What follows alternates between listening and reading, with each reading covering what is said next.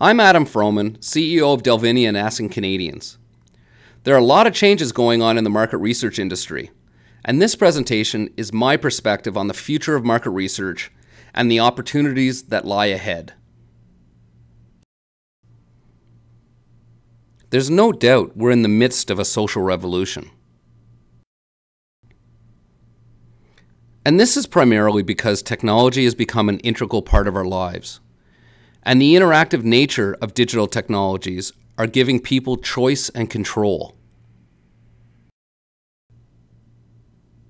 Technology has had a significant impact on our relationships and how we communicate. As consumers, the path to purchase is now nonlinear and dynamic, and many organizations are struggling with how to adapt to this change. So how do market researchers manage in a world of more? And when I talk about more, I mean more competing requests for feedback from consumers, more channels for consumers to provide feedback, more hype about the innovative technologies that market researchers can employ, more pressure from clients to convert statistics to actionable insights and strategies, and more need to demonstrate the relevance of market research to clients. Therein lies the researcher's dilemma. Does the digital age provide an opportunity for researchers? Or does it render market research obsolete?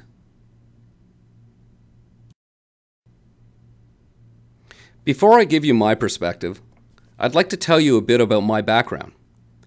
I'm a human factors engineer, and what human factors engineering has taught me is to look at the world from a very user-centric point of view. Human factors engineering is about understanding the behavior of a user and then designing an experience for them.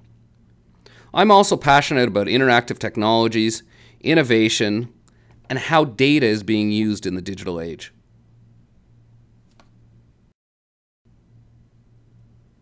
From my perspective, Canada is an amazing place to be innovative.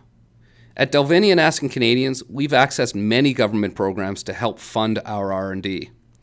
We've used tax credits to recover the investment we're making in our ideas. And we partnered with university researchers who are able to access their own funding to help solve our industry-led research challenges.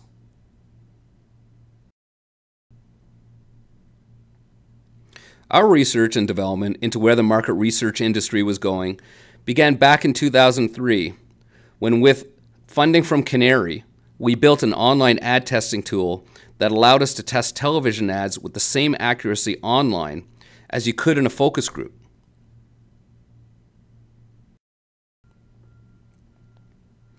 That project led us into the world of online data collection. Around the same time, we were working with the City of Markham to introduce internet voting in 2003. And I was able to bring this data collection capability along with research funding to conduct a major research project on internet voting and e-democracy in Markham.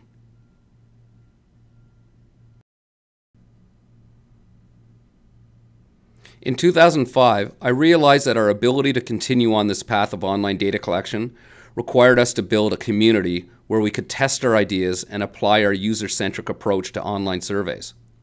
So we launched Asking Canadians, our online research community. In 2006, we received research funding to test new formats to engage respondents to participate in surveys, such as flash surveys. In 2007, we realized there was very little data around digital behavior in Canada. So with the help of IRAP, we started building our own insight engine, which changed the way our digital strategy practice was able to derive insights.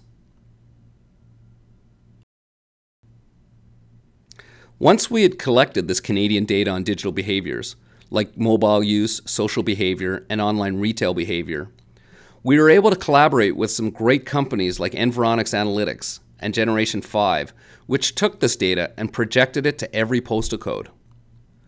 Not only did this fundamentally change the way we could derive insights and the speed in which we can understand the digital behaviors of Canadians, but through Environics Analytics and Generation 5, our Asking Canadians digital data has become the preeminent source for digital behaviors in Canada.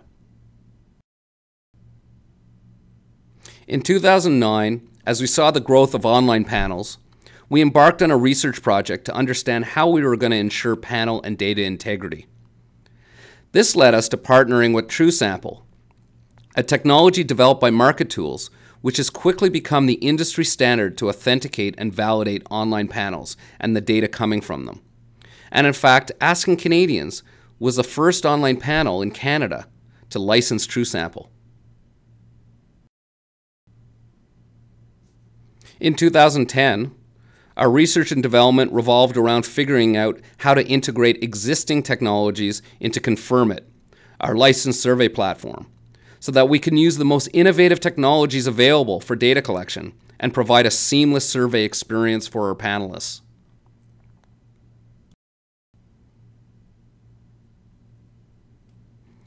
And in 2011, we wanted to understand what was going to motivate people to participate in market research in the digital age. Through funding from FedDev's ARC program, we partnered with Ryerson University to answer this question. And the findings have been fundamental in how we manage the experience for our panelists in Asking Canadians. In 2012, we're still in the midst of a lot of this research.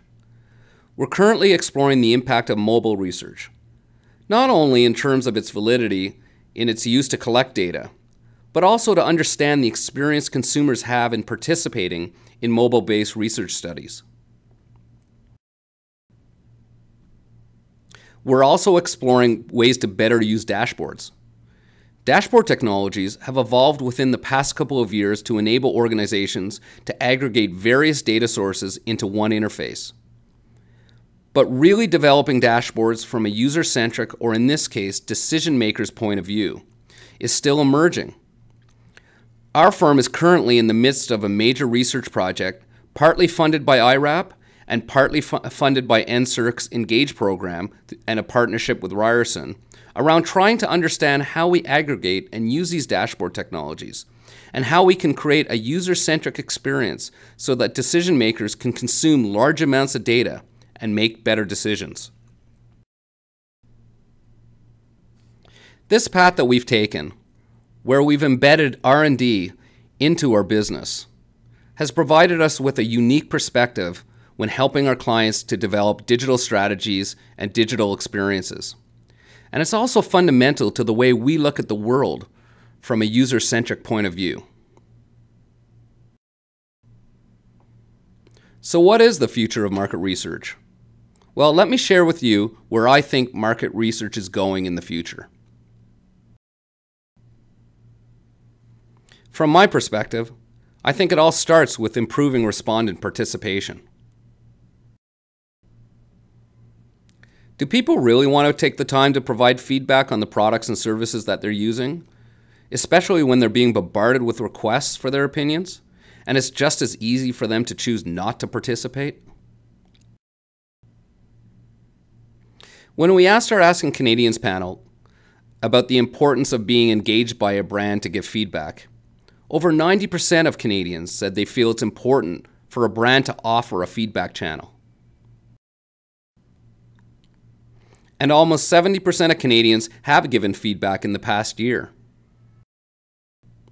And with the growth of social media, over 86% said they actually want to hear what other customers had to say. But what isn't being talked about is the reality that in today's digital age, the fact that 1/3 of Canadians have switched brands as a result of being frustrated with the feedback experience. Understanding that choice and control truly lies with the consumer is central to the future of market research. Participating in market research is now another customer experience. And in order to properly engage and receive thoughtful feedback from consumers, one needs to look at the research experience from a consumer perspective. So with the understanding that people do want to share their opinions, and that market research is now a customer experience, how do you motivate people to participate in market research? The first motivator is privacy. Privacy today is being questioned in all areas. With the growth of social media and the ease of sharing information, many people think our privacy is gone. But we found that in order to get authentic feedback from respondents, you have to protect their privacy. The next is reciprocity. Historically in market research, reciprocity ended when an incentive was given to a respondent for participating in research. But in today's digital age, reciprocity can't end there. Respondents want to know, where is this information going? Is their opinion making a difference? In fact, 50% of our Asking Canadians panel participate in surveys because they feel they are making a difference. So reciprocity in the future is about closing the loop for the consumer and sharing and engaging respondents. When a new product is launched, it's about going back to the respondents and saying, this product was launched with your help. When a new advertising campaign emerges, it's about letting people know that their input helped to shape the campaign. The final motivator is trust. Many brands already have the trust of their consumers, and that's key to engaging them to provide authentic opinions. But organizations like Asking Canadians are building trust by protecting the privacy of respondents, by providing reciprocity as part of their survey experience. We're building a trusted relationship with our panelists. Many people say that online research panels won't be around in the next 10 years. Well, if this is the only type of experience that panelists have in providing feedback, that statement could become true. There are too many other experiences that are pulling at the attention of respondents for them to continue to participate in only surveys like this. Online panels will continue to exist if they are user-centric experiences that are engaging panelists to share their opinions. We're going to continue to see the growth of more interactive modules. And particularly, we're going to see as new technologies emerge, being integrated together to provide a seamless survey experience for panelists. Online quant and CSATs will continue, but they're not going to be only about getting feedback for this channel. They're going to be about integrating them directly into CRM databases and then simultaneously appending other data sources that it can enhance what is being collected through these online channels. So online quant and CSAT will turn into just one channel in a holistic data collection strategy. Historically, market researchers really just considered online qual to simply be a moderated discussion, moving the focus group online. But the way new digital technologies engage users in unstructured ways provides an opportunity to transform the way researchers can collect data from respondents. Imagine there's a technology that can engage respondents to go through a particular activity, and then you can append that data to other quantitative research and even to the profiles of those individuals themselves. Co-creation and crowdsourcing has been something used for many years, particularly driven by agencies and digital firms to help their clients better engage their audiences and collect some feedback on a strategic level. Well, the future of crowdsourcing presents a great opportunity for market researchers. Now they can embed themselves into these exercises and apply other market research principles and methods to add even more insight for their clients. The growth of DIY surveys will continue, but today they're still just a platform. Many researchers are looking for a low-cost alternative to be able to collect data quickly, particularly for Gen Pop audiences. It's no surprise that social sites like Facebook or powerful online media sites like Google are offering the functionality to be able to access their communities to run do-it-yourself surveys. They will have a role, but they're not going to overtake well-profiled and engaged research communities. For someone like me who's been in the digital industry for over 20 years, social media was the tipping point to realize that we finally reached the digital age. Social media has provided not only critical mass of people communicating in this new digital medium, It demonstrates that users have choice and control. In 2011, 50% of Canadians either liked or became a fan of a page created by a brand. And just a year later, that percentage has grown by 50% to almost 3/4 of the Canadian population. But almost half of the population have actually unliked, unsubscribed, or disengaged from a brand's social site or communications. This demonstrates the choice and control that consumers have today.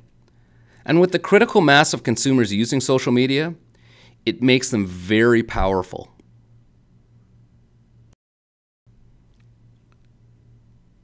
The real opportunity for social media is the ability to listen.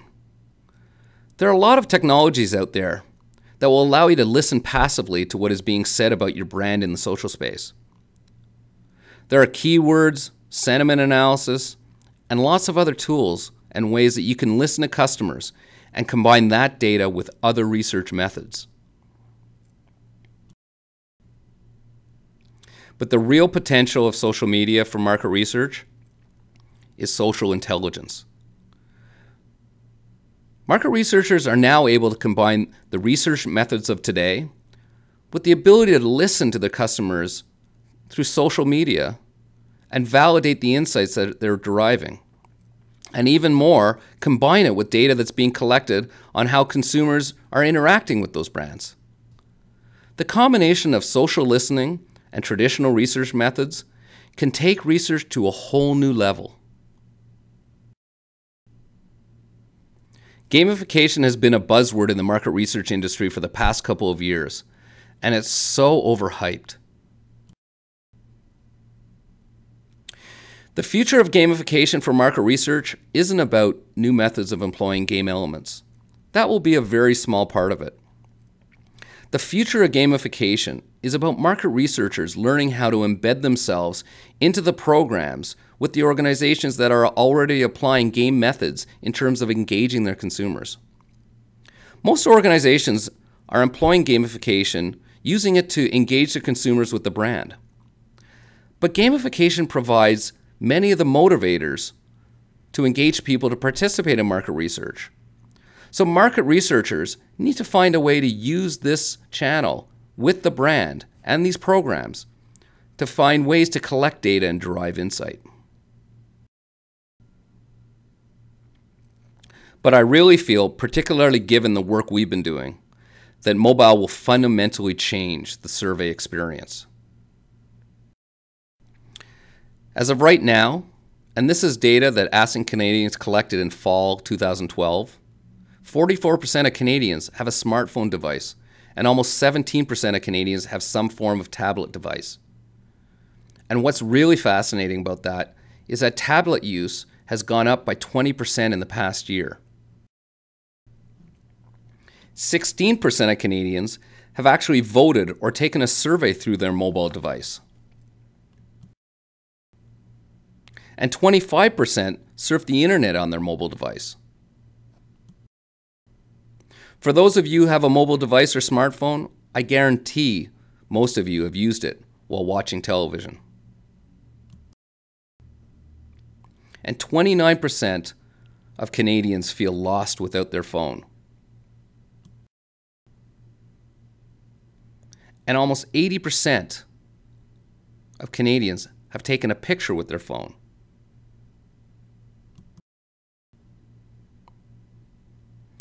With smartphone technology and mobile technology like tablets, we have a device that's connected to the consumer all the time, and it's an extension of who they are. Mobile research isn't going to be about just shoving surveys at panelists and hoping that they'll participate. The future of mobile research will be about finding a way to engage respondents to share their opinions through their mobile devices. We've started applying this approach to some of the projects that we're doing. Our Delvinia team recently worked on a project with Royal Bank to better understand how people were using RBC's new digital branches. We decided this was a great opportunity to engage the Asking Canadians panel in a mobile survey experience. We created a control group where we sent people into a branch and then sent them a regular survey to complete and recall their experience. We also asked another portion of our panelists to participate in a mobile survey. This required the respondent to share their GPS location with us so that we can engage them to participate in the survey when they arrived at the branch. We found that the authenticity of the responses were incredible. The responses from those who shared their opinions while they were experiencing the digital branch were not only more relevant, but the length of the responses were almost 3 times as long as those from the recall survey. And more importantly, we didn't ask them to do anything that they normally do, like when they're texting and emailing. We designed another mobile survey opportunity with our Asking Canadians panel partner, HBC. We wanted to send some of our panelists on a secret shopper exercise. We also wanted to test their willingness to actually download a survey app, and we tested Confirm It Soda app. Our panelists had to download it, go and take pictures, and be prompted to participate in a survey on their phone. We sent them into Bay stores to take pictures of the displays that they liked. And then we asked them to tell us why they took those pictures. So we were able to collect the images and the feedback at the same time.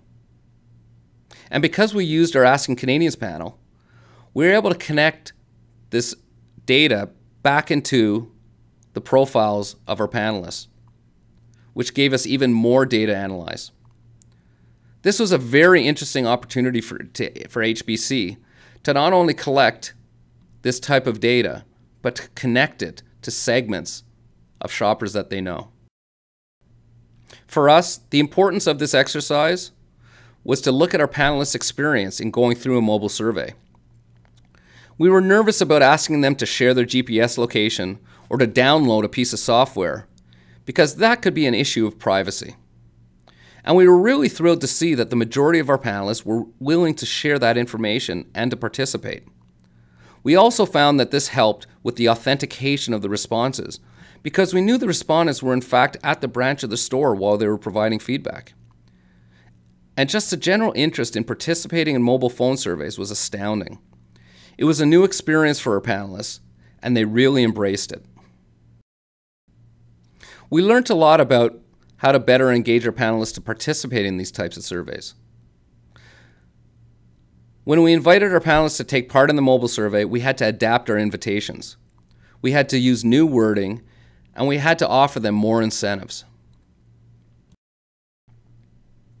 We also had to work with our researchers to change the type of questions we asked. We had to consolidate and reduce the questions so that it wouldn't be onerous for the person to read them on their mobile devices. The incredible results from this exercise was that we received great feedback from our panelists, who gave us a lot of positive reinforcement about the potential of using mobile for research moving forward. To end my presentation, I'd like to discuss one area that's going to have a huge impact on market research in the future. And that's the role that data has in market research. I really feel that we've entered the age of intelligence. Dashboard technologies have evolved to be able to collect both structured and unstructured data. But the future of dashboards isn't about the platform, the technology, or the data. It's about the ability to turn that data into information that can be easily consumed by decision makers to help them make better decisions. We're currently working with the Department of Engineering at Ryerson University to help understand and close this gap. And this project is teaching us that the user-centric approach will be key to the future of how powerful dashboards can be for decision makers. We decided to throw this slide in of a Google survey we did in parallel to our profiling surveys that we're running with our Asking Canadians panel. I originally wanted to compare it for the DIY section, but after we actually conducted it, it made more sense to talk about it when I'm discussing data. For those who may not know, Google Surveys collects data across about 80 publishers. It's an intercept survey that gives 1 or 2 questions to a respondent. So if you have more than 2 questions, you may not have the same people filling out that survey. It's very easy to set up, and it took about 3 days to collect 1,000 responses to the 3 questions. And when we weighted it, or when Google weighted it for us, it changed the sample size. And as you can see, there's some differences between what the Google surveys came back and with our Asking Canadian survey. And when we see things like 24% said none of the above to technology ownership, that raised a concern, as well as the percentage of Canadians that don't own a landline. So there's clearly some work to be done. But what really intrigued me was how they arrived at their demographic profile. Google doesn't actually know who the people are who's filling out these surveys. They arrive at their demographics through inferred demographics based on the IP address, the cookies on their machine, and the terabytes of data they have from search. They've been able to infer the demographics of the users who are participating.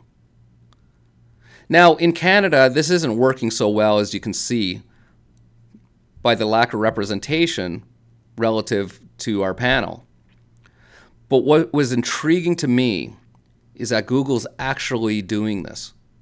And although Google isn't getting it right now in Canada, you have to believe with all of their data and their ability to innovate, they're going to figure this out. So market research has a lot of changes coming in the future. Very exciting changes. And there are 3 elements that I think are going to be significant for market researchers as we move forward. One is that market research will be respondent driven. Market researchers have to accept that participating in research is a customer experience and that the consumer controls the conversation. So they have to put themselves in the shoes of the respondent so they'll be able to engage them in sharing their feedback. It will also be mobile enabled. Mobile devices are an extension of an individual. And as they reach critical mass of mobile penetration, mobile will become a very powerful tool to engage people to participate in research. And finally, a huge opportunity for market researchers will be data. Data-enriched research, where you can append data to your existing research methodologies, will be very powerful in the future. So I think there's a bright future ahead for the market research industry, and particularly those of us in Canada who have the ability to obtain funding to conduct our own research and development. Whether you're a small company or a big company, Canada has created an environment for innovation. And I do think that Canada can be a global leader in market research in the future. So I'll leave you with the question: do you see the potential? Thank you for taking the time to listen to my presentation. If you'd like to know anything more about the topics that I've discussed in this presentation, or you just want to share your feedback on this presentation, please don't hesitate to contact me. I'd love to hear from you.